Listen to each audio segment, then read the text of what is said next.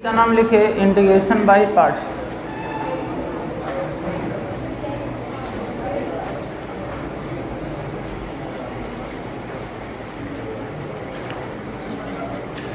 लिख लिए। देखिए जैसे डिफ्रेंशिएशन में हम लोग एक फॉर्मूला पढ़े थे, प्रोडक्ट रूल पढ़े थे ना, कि differentiation of u into v. तो इसमें देखिए अगर आपको याद होगा तो u v dash plus v u dash ऐसे ही करते थे ना। देखिए डिफ्रेंशिएशन में हम लोग क्या करते थे कि प्रोडक्ट रूल में u इंटू वी का तो u को छोड़ देते थे और v का क्या करते थे डिफ्रेंशिएशन प्लस फिर सेकंड फंक्शन जो होता था उसको छोड़ देते थे और पहला फंक्शन का डिफ्रेंशिएशन करते थे, याद है ना। और इसको क्या बोलते थे, प्रोडक्ट रूल। तो डिफ्रेंशिएशन में इसको बोला जाता था प्रोडक्ट रूल। देखिए सिमिलरली इंटीग्रेशन में भी एक इसी तरह का फॉर्मूला बनेगा प्रोडक्ट रूल के लिए। देखिए यहाँ पे हम इंटीग्रेशन करेंगे u इंटू वी का। यहाँ पे u और v दोनों एक फंक्शन है, u और v दोनों एक फंक्शन है, ठीक है। और फंक्शन किसके टर्म में, कि इसमें किसका इंडिपेंडेंट वेरिएबल यहाँ पे कौन होगा, x होगा। u और v दोनों एक फंक्शन है जिसमें इंडिपेंडेंट वेरिएबल x होगा। तो देखिए इसका फॉर्मूला जो होता है यहाँ पे, इस फार्मूला को हम बोलते हैं इंटीग्रेशन बाय पार्ट्स। तो फॉर्मूला देखिए क्या होता है, u integration of v dx minus integration फिर u का डिफ्रेंशिएशन इनटू v का इंटीग्रेशन फिर पूरा का इंटीग्रेशन। तो बड़ा फार्मूला है ना, ठीक है, धीरे धीरे याद हो जाएगा, टेंशन मत लो। देखो फिर से integration of u into v, इस फार्मूला को बोलते हैं integration by parts. u into v d x का इंटीग्रेशन करना है, देखिए यहाँ पे ध्यान से, तो u को छोड़ देना है और v का इंटीग्रेशन करना है। u को छोड़ देना है, v का इंटीग्रेशन करना है, माइनस यहाँ पे माइनस लगा रहे हैं। फिर इंटीग्रेशन के अंदर जो u होगा उसका डिफ्रेंशिएशन करना है और फिर v का इंटीग्रेशन करना है, इसका डिफ्रेंशिएशन करना है, इसका इंटीग्रेशन करना है। फिर ये दोनों को प्रोडक्ट करेंगे, दोनों को गुना करेंगे, प्रोडक्ट करने के बाद जो भी आएगा उस पूरा का इंटीग्रेशन करना है। अब ये फार्मूला कैसे आ गया इसका प्रूफ भी बता देते हैं, लेकिन पहले फार्मूला आप लिखिए। तो इंटीग्रेशन बाय पार्ट्स के अंदर आप इस फार्मूला को नोट कीजिए ना, तो खुद से याद हो जाएगा। अच्छा इसमें देखो एक और रूल होता है, u और v को पहचानने का एक रूल होता है, ठीक ना, जिसको हम बोलते हैं ILATE rule, ILATE, ILATE rule होता है। कौन सा फंक्शन को u मानना चाहिए और कौन सा फंक्शन को v मानना चाहिए, डिफ्रेंशिएशन टाइप का इसमें नहीं है, समझ लो बात। डिफ्रेंशिएशन में क्या था, बहुत सिंपल था, एक को छोड़ देते थे दूसरा का डिफ्रेंशिएशन करते थे, प्लस दूसरा को छोड़ देते थे पहला का करते थे।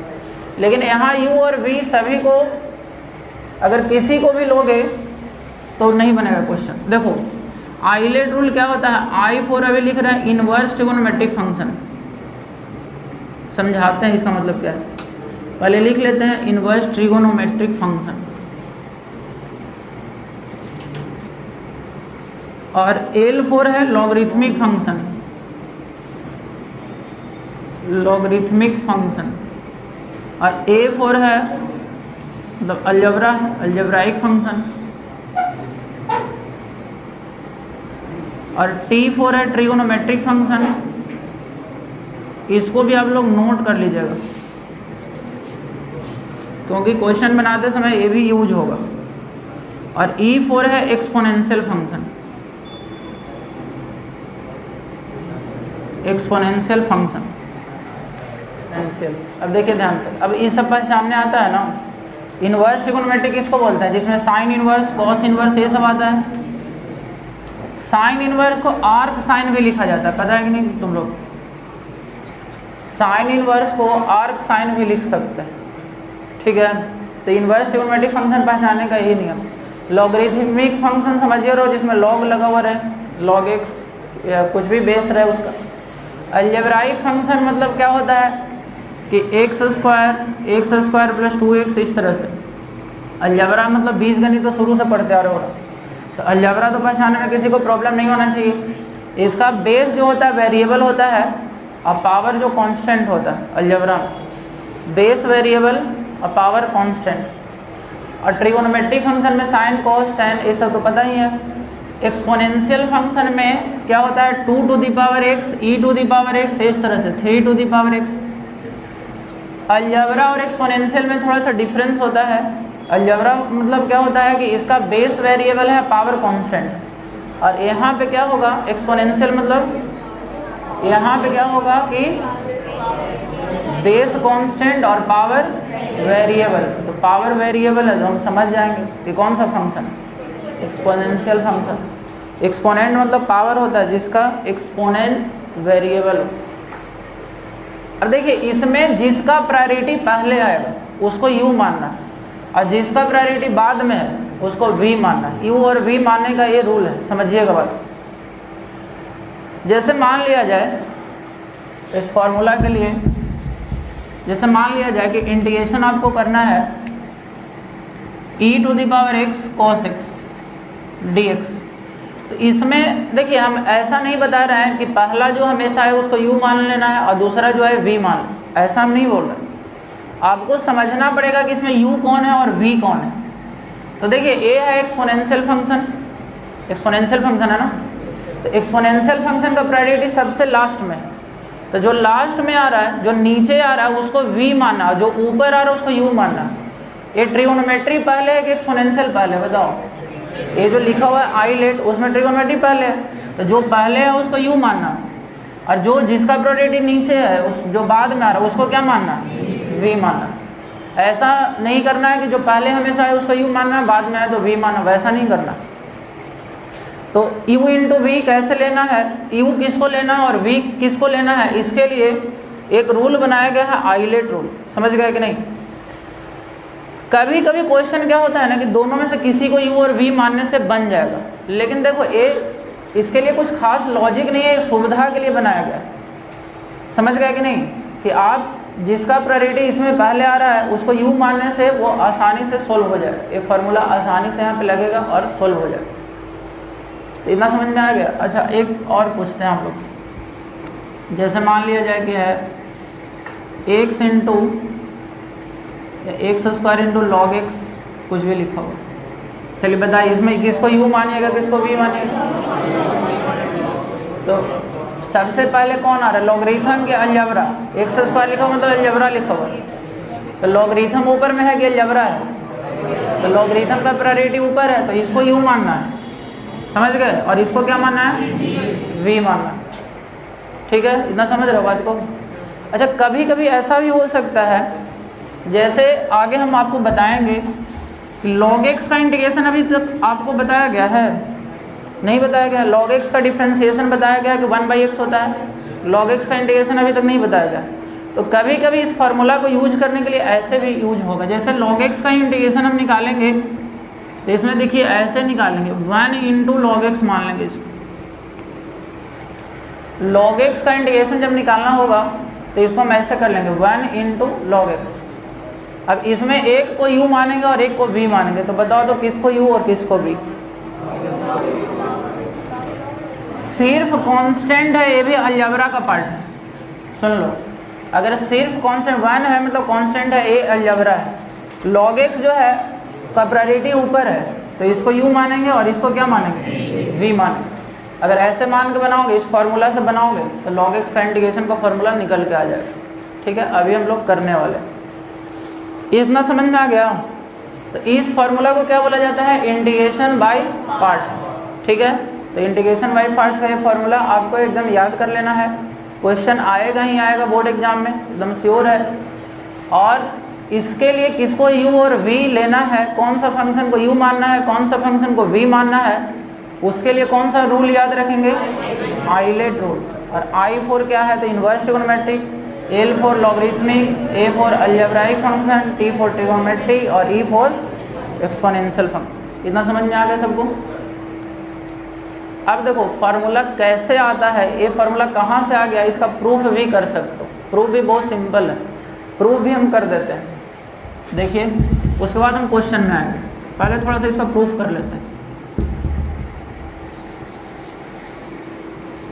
देखिए ये फार्मूला इंटीग्रेशन बाय पार्ट्स का प्रूफ करते हैं।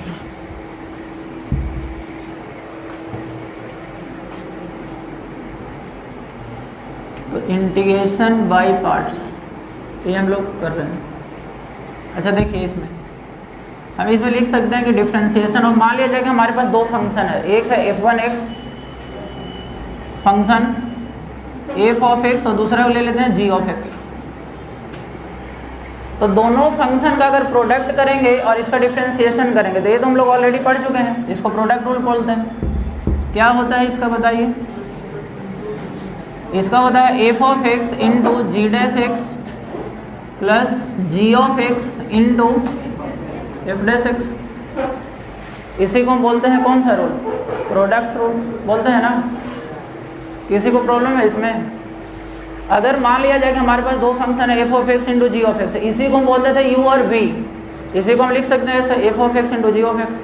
तो ये दोनों का अगर डिफरेंशिएशन करेंगे तो इसको हम लिख सकते हैं f ऑफ x, इसको छोड़ दिए, इसका डिफरेंशिएशन किए, प्लस सेकेंड फंक्शन को छोड़ दिए, पहला का डिफरेंशिएशन किया। अच्छा बताओ, अगर इस डिफरेंशिएशन को इधर से हटाएंगे तो इधर इंटीग्रेशन हो जाएगा। कई बार बता चुके हैं कि अगर डिफरेंशिएशन ए साइड में है, लेफ्ट साइड में, और इसी को अगर ए साइड में डिफरेंशिएशन हटाओगे तो ए साइड में क्या आएगा? तो इंटीग्रेशन आएगा। ठीक है, तो इस यहाँ से हम लिख सकते हैं कि f of x into g of x equal to integration of f of x into g dash x, integration कर रहे हैं एक्स के रिस्पेक्ट में, plus integration of g of x into f dash x के respect. इसमें किसी को problem है? बोलिए। नहीं ना? अब बताइए तो हमको ए वाला फंक्शन को आप एक साइड में ले जाओ, मान लो कि इसको उठा के इधर लाते हैं, तो यहाँ से हम लिख सकते हैं, देखो integration of f of x into g dash x d x बराबर, इसको उठा के ना लेफ्ट साइड में ला रहे हैं, इसका मतलब हो जाएगा f of x into g of x, और इसको अगर इधर लाएंगे तो minus integration of g of x into f dash x d x. इसमें एक को u मानेंगे और एक को v मानेंगे ताकि u इंटू वी का फार्मूला निकल के आ जाए। तो देखिए यहाँ पे फार्मूला लाने के लिए एफ ऑफ एक्स को u मान लिया गया, एफ ऑफ एक्स को u मान लिया गया, एंड जी डैश एक्स को क्या मान लिया गया? v मान लिया गया।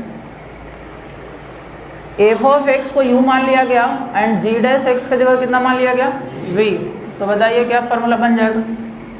इंटीग्रेशन ऑफ, इसको u मान लिए हैं और जी डैश एक्स को v माने, मतलब एक फंक्शन। ओके, फंक्शन को डिफरेंशिएट करने से भी फंक्शन ही आएगा ना। तो u into v d x equal to, बताइए अब आप लोग बताइए दो, एफ ऑफ एक्स की जगह कितना लिखाएगा? u, और जी ऑफ एक्स की जगह कितना लिखाएगा? देखिए ध्यान से, v नहीं लिखाएगा जी ऑफ एक्स की जगह, जी डैश एक्स को v माने थे, मतलब डिफरेंशिएशन को v माने हैं। तो जब डिफरेंशिएशन यहाँ से हटाओगे, जब यहाँ से डिफरेंशिएशन हटाओगे तो इधर क्या आएगा? इंटीग्रेशन आएगा।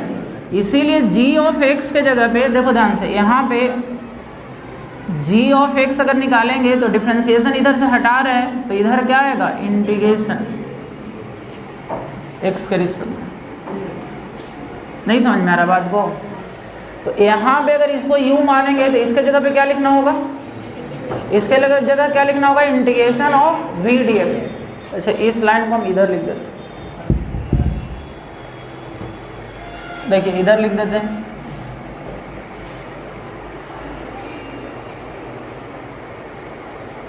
ठीक है, देखो तो यहाँ पे हो जाएगा, कितना हो जाएगा? Integration of u v dx equal to, देखिए इसका क्या होगा? u और g ऑफ x की जगह क्या होगा? v dx minus integration of g of x। तो g ऑफ x की जगह कितना, ये इंटीग्रेशन लिखेंगे, और f डैश x है, f डैश मतलब यहाँ पे इसका डिफरेंशिएशन, और f डैश मतलब अगर f डैश करेंगे तो इसका डिफरेंशिएशन। तो देखो f डैश के जगह पे लिख रहे हैं du बटा dx, लिख रहे हैं ना। f डैश की जगह क्या लिखा जा रहा है? du by dx। और कितना था जी ऑफ एक्स, और जी ऑफ एक्स की जगह कितना लिख रहा है integration of v d x, और ये दोनों का प्रोडक्ट यहाँ लिखा हुआ था यहाँ डी एक्स, तो हो गया प्रूफ। तो इस फार्मूला को बोलते हैं integration by parts. Integration of u v d x equal to u integration of v d x minus integration of differentiation of u into integration of v d x into d x. देखो formula थोड़ा सा difficult लग रहा है, 2-4 बार आप लिख लोगे याद हो जाएगा, ठीक है। तो इसका प्रूफ भी आप लोग नोट कर लीजिए। तो देखिए एक्सरसाइज का क्वेश्चन लेते हैं। फर्स्ट क्वेश्चन है integration of x e to the power x d x. पहला क्वेश्चन है आपको इंटीग्रेट करना है x e to the power x d x, इसका वैल्यू फाइंड करना है। खुद से ट्राई कर सकते हो। सबसे पहले क्या सोचना होगा, सबसे पहले सोचना होगा कि किसको u मानना है और किसको, सबसे पहले किसको u और किसको v। उसके लिए कौन सा रूल देखेंगे, आइलेट देखेंगे। ये हमेशा यूज करना है इसमें इंटीग्रेशन बाय पार्ट्स। चलिए तो देखिए, तो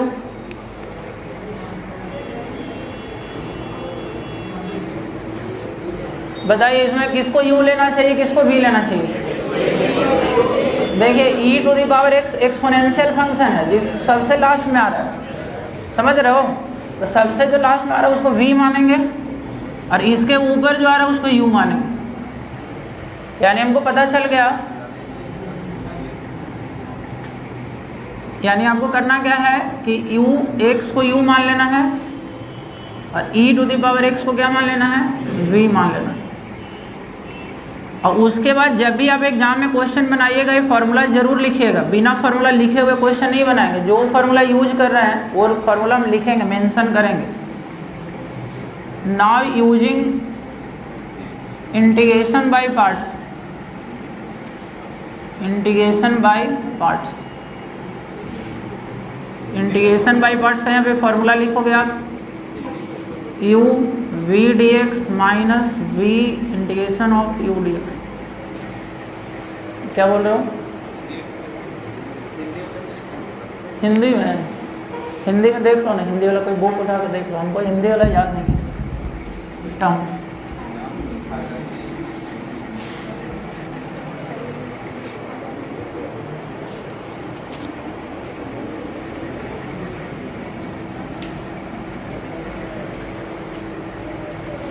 हो गया, ये फार्मूला लिख लीजिए। इसके बाद देखिए यहाँ पे सोल्व करते हैं। तो देखिए यहाँ पे क्या हमको करना था, x e to the power x, ये था इंटीग्रेशन। तो i बराबर देखिए ध्यान से अब क्या कर रहे हैं, u को छोड़ दे रहे हैं, x को छोड़ दे रहे हैं, e to the power x का इंटीग्रेशन लिख रहे हैं minus integration of differentiation of u, differentiation of u किसके रिस्पेक्ट डिफ्रेंसिएशन करना है, तो x के रिस्पेक्ट में, ठीक है। ये हो जाएगा तो इनटू इंटीग्रेशन ऑफ v, और जब ये दोनों हो जाएगा तो इसका पूरा इंटीग्रेशन। तो x e to the power x का इंटीग्रेशन का formula e to the power x नहीं होता है, e to power x minus dx by dx कितना होगा, तो 1 हो जाएगा। 1 into e to the power x का integration e to the power x, एक दोनों का प्रोसेस कर दिए, डिफ्रेंसिएशन भी कर दिया, इंटीग्रेशन भी कर दिया, और इस लास्ट में डी एक्स। तो आई बराबर 1 into e to the power x, मतलब e to the power x है, समझ रहे हो ना। तो x e to the power x minus e to the power x और प्लस सी, ये आंसर होगा। आप चाहो तो e to the power x को कॉमन लेके भी यहाँ से लिख सकते हो आंसर, ये फाइनली आंसर होगा। Integration of x cos x, आप लोग खुद से बनाइए तो x cos x d x. Next question,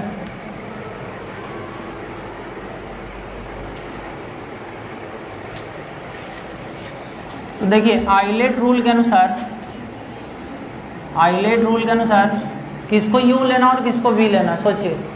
ये आपको रफ में सोचना है, लिखना नहीं है, समझ गए कि नहीं, यहाँ पे लिखने का ज़रूरत नहीं, आपको ये अपने मन में सोच लेना कि किसको यू लेना है किसको वी लेना। तो अलजेब्रा पहले है कि ट्रिगोनोमेट्री पहले? अलजेब्रा पहले है, यानी इसको u लेना है, इसको v लेना। ठीक है, इतना समझ गए हम लोग। तो देखिए करना क्या है कि I इक्वल टू फॉर्मूला है u v dx minus v integration of du by dx into v dx फिर dx। तो I इक्वल टू देखिए u के जगह पे x है तो x लिख लिए, फिर v dx cos x dx minus differentiation पहले करना होगा किसका? x का। तो हम लिखेंगे dx by dx into integration करना होगा cos x dx। जब ये दोनों प्रोडक्ट हो जाएगा तो ये दोनों का फिर से इंटीग्रेशन करना होगा। तो x cos का इंटीग्रेशन पता होना चाहिए, sin x minus dx by dx, तो ये 1 हो जाएगा। फिर cos x का इंटीग्रेशन कितना हो जाएगा? sin x dx। देखिए इसका 1 लिख दिए, cos का sin लिख दिया, 1 इंटू साइन मतलब sin। I equal to 1 sin x minus sine का इंटीग्रेशन बताइए माइनस cos प्लस c।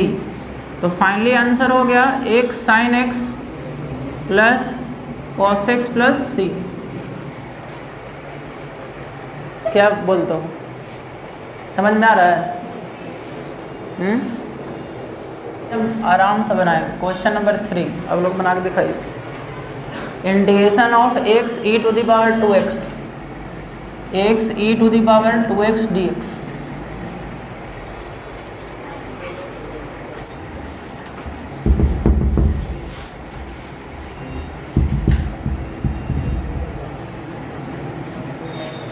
देखिए तो इस क्वेश्चन को बनाने के लिए बताइए किसको u और किसको v लेना है।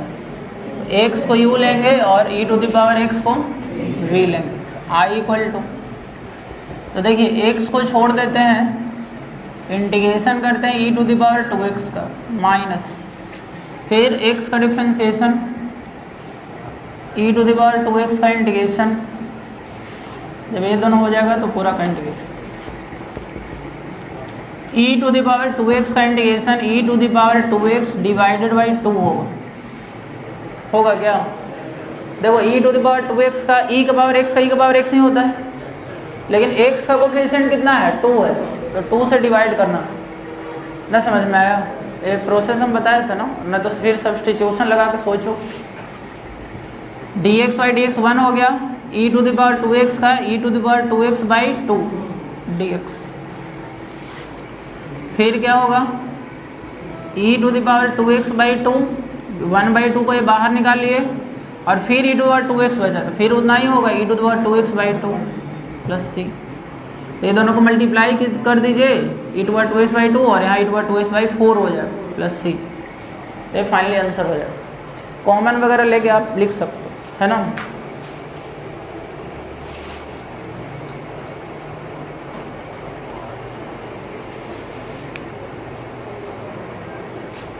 समझ में आ रहा है?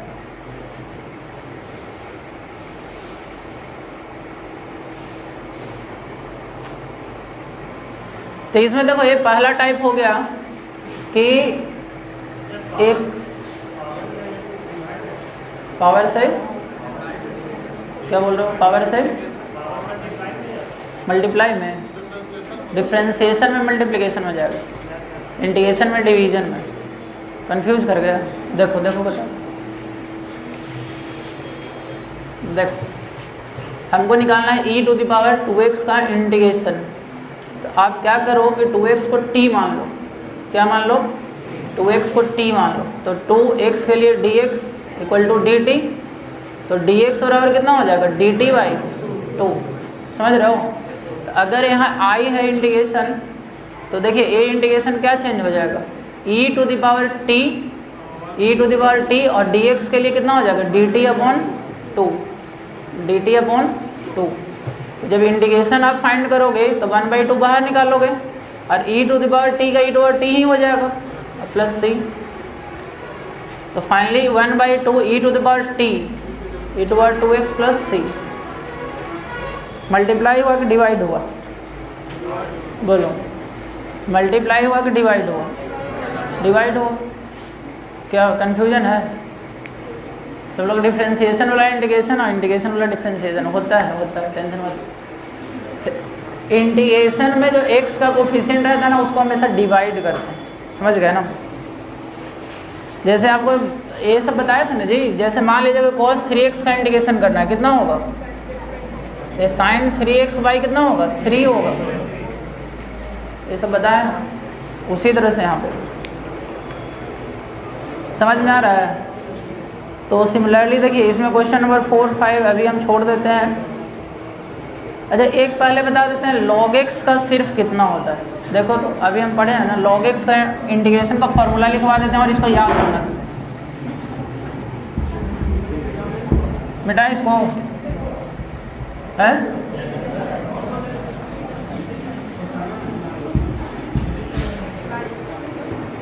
ठीक है। आप लोग एक क्वेश्चन अभी करवाते हैं इंटीग्रेशन ऑफ log x। देखिए डिफ्रेंसिएशन तो सभी को याद होगा कि log x का डिफ्रेंसिएशन 1/x होता है, लेकिन अभी हम करने जा रहे हैं log x का इंटीग्रेशन। लिखिए तो log x का इंटीग्रेशन कितना होगा? इंटीग्रेशन बाय पार्ट से ही बनाते हैं log x का। देखिए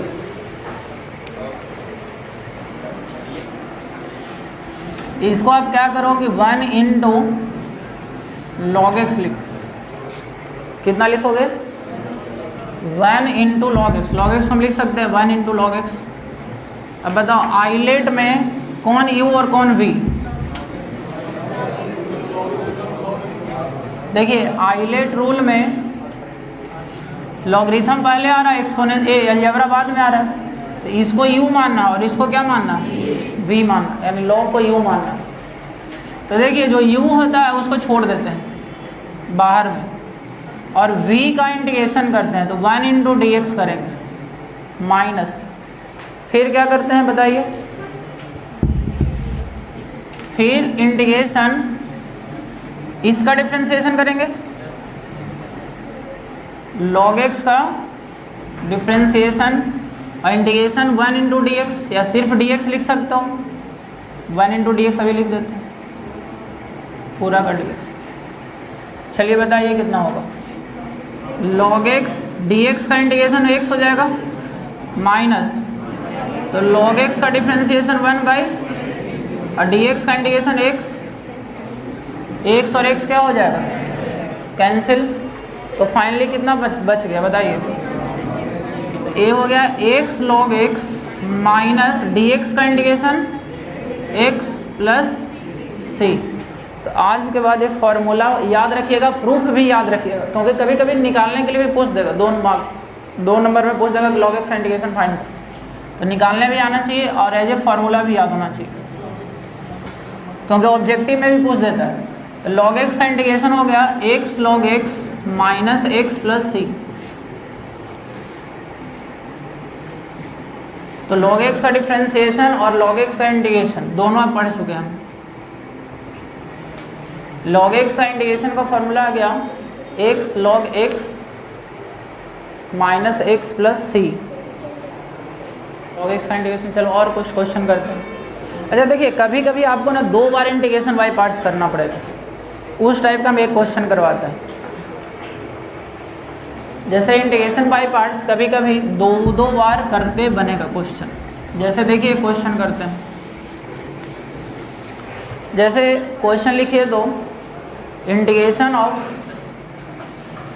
x square e to the power x dx। चलिए इस क्वेश्चन को आप खुद से कीजिए तो integration of x square e to the power x dx।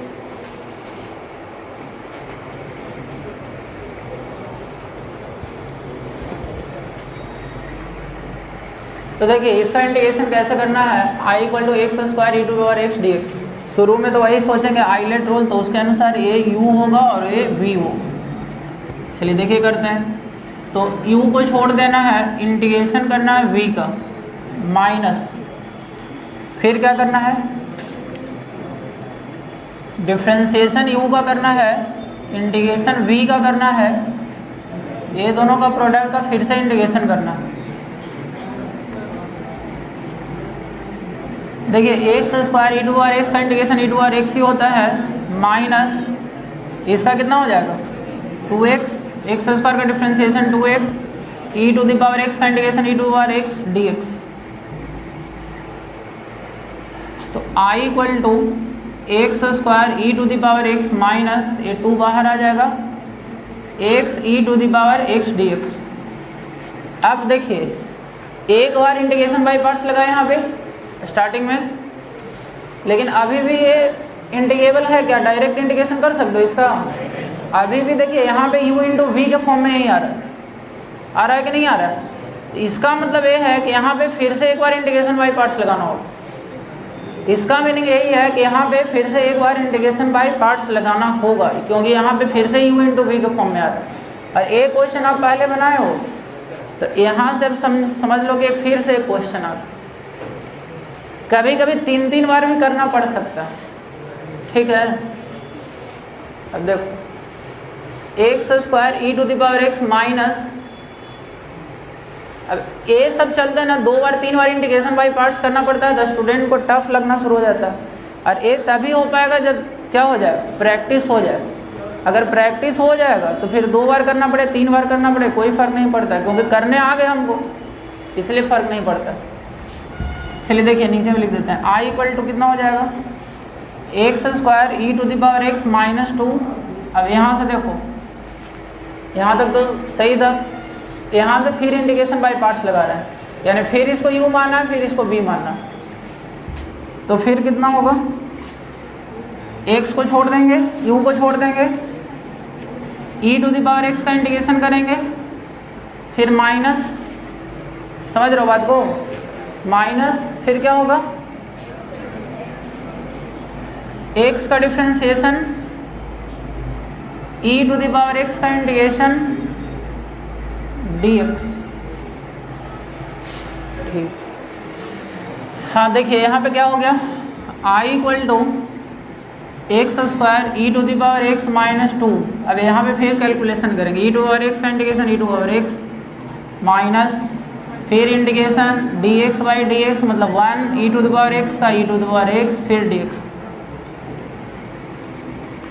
i equal to x square e to the power x minus कितना हो जाएगा 2 x e to the power x minus e to the power x और plus में last में जोड़ दीजिएगा c। तो finally answer हो जाएगा x square e to the power x minus 2x e to the power x minus minus plus 2 e to the power x plus c। अब यहाँ पे a फाइनली क्या हुआ, कोई ऐड तो होगा नहीं, सब अलग अलग है, अनलाइक टर्म्स है, ऐड तो होगा नहीं, समझ गए। तो कभी कभी आपको 3 बार भी करने को मिल सकता। कब 3 बार मिलेगा बताइए? तो मान लिया जाए कि यहाँ एक्स स्क्वायर ना लेके यहाँ पे कितना लिख देते एक्स क्यूब, तो यहाँ पे भी नहीं ख़त्म होता, यहाँ एक्स स्क्वायर आता, और एक बार कर दे तो यहाँ पे फिर नहीं ख़त्म होता। समझ रहे हो बात को? तो 2-2 3-3 बार करना पड़ सकता है, इसीलिए बोल रहे हैं कि शुरू से इतना प्रैक्टिस कर लो ना कि कहीं मिले फटाफट बन जाए।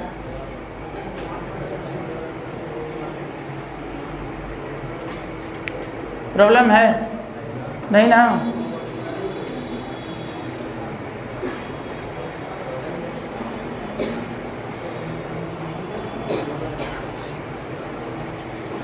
अच्छा, कभी कभी ऐसा क्वेश्चन मिलेगा, देखिए कभी कभी आपको ऐसा क्वेश्चन मिलेगा जिसमें आप इनफाइनाइट बार करने से भी ख़त्म नहीं होने वाला है इंटीग्रेशन बाय पार्ट।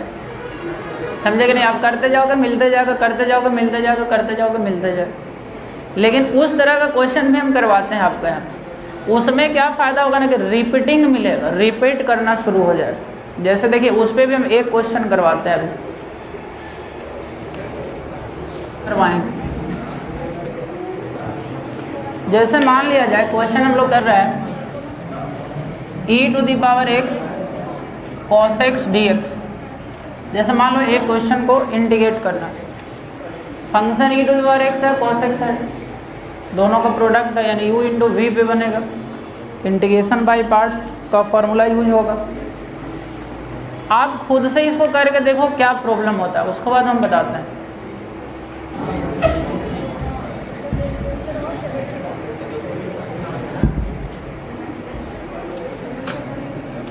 चलिए देखिए, ये क्वेश्चन करने से क्या प्रॉब्लम आता है ये समझिएगा। अलग अलग टाइप का हम करवा रहे हैं आपको। देखिए सबसे पहले बताइए तो किसको यू लेना है, किसको वी लेना है। तो इसके लिए आइलेट यूज करोगे तो पहले ट्रिगोनोमेट्री आ रहा, बाद में एक्सपोनेंशियल आ रहा है। इसका मतलब cos x को u मानना है और e to the power x को v सोचना है। देखिए तो i इक्वल टू, यहाँ पे समझो तो i इक्वल टू, इस टाइप का क्वेश्चन, ये भी बहुत पॉपुलर क्वेश्चन है, एग्जाम में आता है।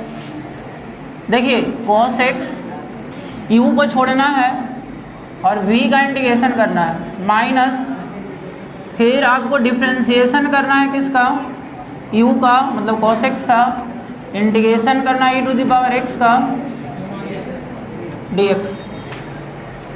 प्रॉब्लम है किसी को? बोलो इसमें प्रॉब्लम है? तो i equal to cos x e to the power x का integration e to power x minus cos x का कितना होगा, माइनस साइन x। तो माइनस आएगा तो प्लस इसको बना देते हैं, यहाँ कर देते हैं sine x into e to the power x dx। अब देखिए इधर तो इंटीग्रेशन हो गया, ए वाला इंटीग्रेशन फिर से वही फॉर्म में है कि नहीं है, u इंटू वी के फॉर्म में आ रहा है ना। तो फिर से एक बार करते हैं, देखते हैं करके क्या होता है। cos x into e to the power x plus, अब देखिए यहाँ sine x into e to the power x dx था, इसमें किसको u और किसको v मानना चाहिए बताइए?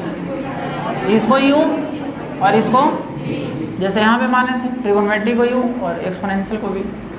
चलिए देखिए तो यहाँ से हम फिर से कर रहे हैं, ध्यान से समझिएगा। u को छोड़ दे रहे हैं, इंटीग्रेशन कर रहे हैं e to the power x का, माइनस फिर डिफ्रेंशिएशन आप करोगे साइन x का, करोगे ना, फिर क्या करोगे, इंटीग्रेशन करोगे e to the power x का dx। तो देखिए i equal to cos x into e to the power x plus sine x into e to the power x हो गया ना, माइनस, बोलिए ब्रैकेट देने से भी कोई फर्क नहीं पड़ेगा क्योंकि यहाँ पे प्लस है, ठीक है। माइनस बताइए तो साइन का कितना होता है, साइन का cos x e to the power x का e to the power x dx। फिर से वही है, तो फिर करें। अब यहाँ सुनो ध्यान से, यहाँ तक तुमको 2 बार तो करना है, और 2 बार करने के बाद अगर तुम ध्यान से देखोगे तो ए वही आ गया यहाँ पे जो क्वेश्चन में था, नहीं था। तो इसको कितना हम लिए हुए थे, i, तो यहाँ पे रिप्लेस कर देंगे i, और i को जब इधर लाएंगे तो ये हो जाएगा 2i और i का वैल्यू निकल जाएगा। ना समझ में आया? यहाँ पे अगले स्टेप में फिर से इंटीग्रेशन बाय पार्ट्स नहीं लगाना है, यहाँ पे आपको क्या रिप्लेस कर देना है, इसके जगह पे i लिख लेना, समझ रहे हो ना। तो यहाँ पे लिखो i। चलिए इसके बाद आप कर सकते हो, यहाँ के बाद देखिए i इक्वल टू लिखेंगे cos x इंटू, देखिए cos x into e to the power x plus sine x into e to the power x और माइनस i, ठीक है ना। तो i और i कितना हो जाएगा, 2i, इधर 2i बराबर cos x into e to the power x plus sine x into e to the power x, last में प्लस ही ऐड कर देना, कोई दिक्कत नहीं। i बराबर इधर 2 ले जाओ तो 2 e to the power x को कॉमन लेके भी लिख सकते हो, cos x plus sine x plus c, ये आंसर हो। तो एक बार इंटीग्रेशन करना पड़ सकता है, इंटीग्रेशन बाय पार्ट्स 2 बार करना पड़ सकता है, 2 बार करने के बाद भी नहीं आ सकता, तो हो सकता है कि रिपीटिंग आ जाए, मतलब ये रिपीट करना शुरू हो गया, जो शुरू में क्वेश्चन लिए थे वही क्वेश्चन आ गया, मतलब उसके जगह क्या रिप्लेस कर देना है, i। अच्छा इसमें टाइप अभी बहुत सारा है,